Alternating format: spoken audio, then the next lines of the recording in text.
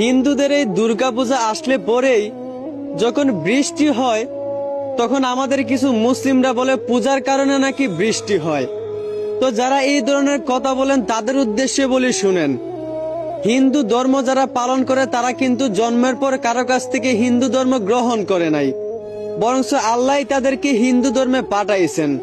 এবং আল্লাহ বলছেন, যার যেই ধর্ম সেই ধর্ম পালন করতে দাও, কেউ কারো ধর্মে বাধা দিও না।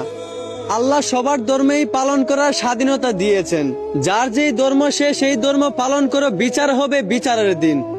তো আল্লাহ যদি সবার ধর্ম পালন করার এই স্বাধীনতা দিয়ে থাকেন, তাহলে আল্লাহ কেন হিন্দুদের ধর্ম পালন করে বৃষ্টি দিয়া বাধা দিবেন?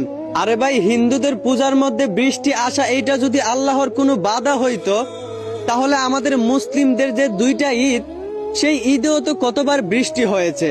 তাহলে কি ওইটাও আল্লাহর বাধা? আরে ভাই, বৃষ্টি হচ্ছে রহমত। আমার ভাই, দয়া করে হিন্দুদের পূজা আসলেই যে বৃষ্টি হবে এরকম চিন্তা ভাবনা মন থেকে মুছে ফেলেন, কারণ এটা একটা শিরিক। আর একজন মুসলিম হয়ে এরকম শিরিক চিন্তা ভাবনা করা উচিত না। আশা করি বুঝতে পারছেন। ধন্যবাদ।